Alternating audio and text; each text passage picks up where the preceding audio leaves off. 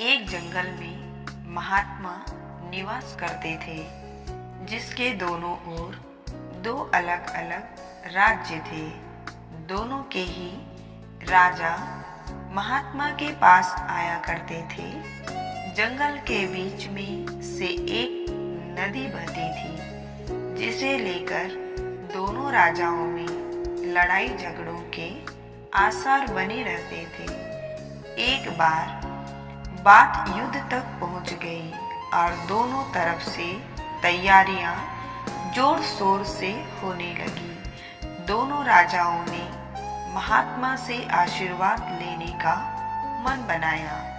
पहले राजा ने महात्मा के पास पहुंच कर विजय भाव का आशीर्वाद मांगा।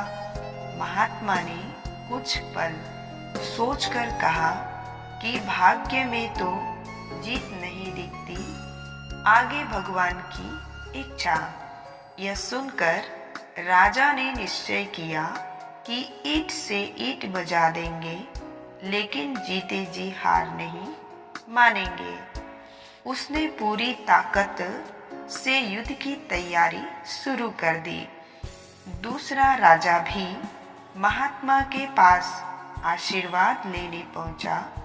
महात्मा ने हंसते हुए कहा कि भाग्य तो तुम्हारे पक्ष में ही लगता है।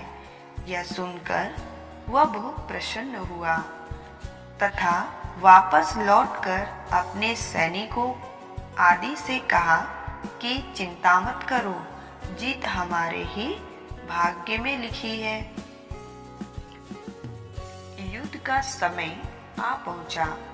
दूसरा राजा जीत का सपना लिए निकला ही था कि उसके घोड़े के एक पैर की नाल निकल गई। घोड़ा थोड़ा लंगड़ाया तो मंत्री ने कहा कि महाराजा, अभी तो समय है, नाल लगवा लेते हैं या घोड़ा बदल लेते हैं। राजा बेपरवाही के साथ बोला, अरे, जब जीत हमारे भाग्य में लिखी है तो फिर ऐसी छोटी सी बात की चिंता क्यों करते हो। युद्ध शुरू हुआ।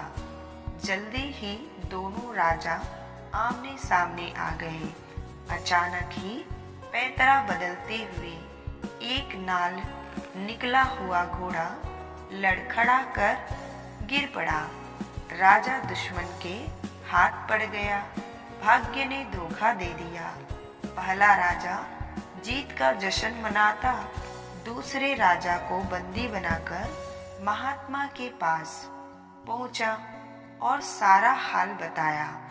दोनों ही राजाओं के मन में जिज्ञासा थी कि भाग्य का लिखा कैसे बदल गया। महात्मा ने दोनों को शांत करते हुए कहा कि भाग्य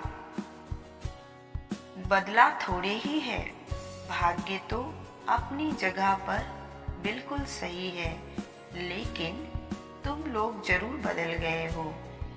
जीतने वाले राजा की ओर देखते हुए महात्मा कहने लगे, अब देखो ना, अपनी संभावित हार के बारे में सुनकर तुमने जबरदस्त तैयारी की और प्रत्येक बात का पूरा ध्यान रखा, जबकि पहले वही तुम थे जो सेनापति के बल पर ही युद्ध जीतना चाह रहे थे।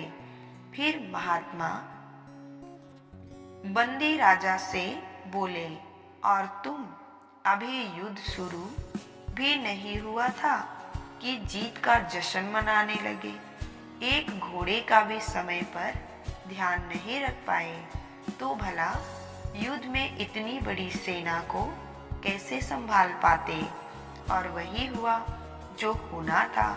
भाग्य नहीं बदला, लेकिन जिन व्यक्तियों के लिए वह भाग्य लिखा हुआ था, उन्होंने अपना व्यक्तित्व ही बदल डाला। तो बेचारा भाग्य क्या करता। पूर्व जन्म या पूर्व समय में हमने जो भी कर्म किए, उन्हीं का फल मिलकर ही भाग्य के रूप में हमारे सामने आता है। भाग्य हमारे पूर्व कर्मों व संस्कारों का ही नाम है और इनके बारे में एकमात्र सच्चाई यही है कि वे बीत चुके हैं। अब उन्हें बदला नहीं जा सकता, लेकिन वर्तमान के कर्म को हम चुन सकते हैं। यह समझना कोई मुश्किल नहीं होगा कि भूत पर वर्तमान हमेशा ही भारी रहेगा। वर्तमान को हम अपनी इच्छा व हिम्मत से अपने अनुसार ढाल सकते हैं। लाखों मनुष्य इस संसार में दूसरे राजा की तरह का व्यवहार करते हैं तथा असफल होने पर भाग्य व भगवान को कोसते हैं। सफलता मूर्त से ही फिर ईर्ष्या होने लगती है, लेकिन हमारे उत्थान और पतन का कारण हम स्वयं ही हैं। भाग्य और भगवान का कोई दोष नहीं है।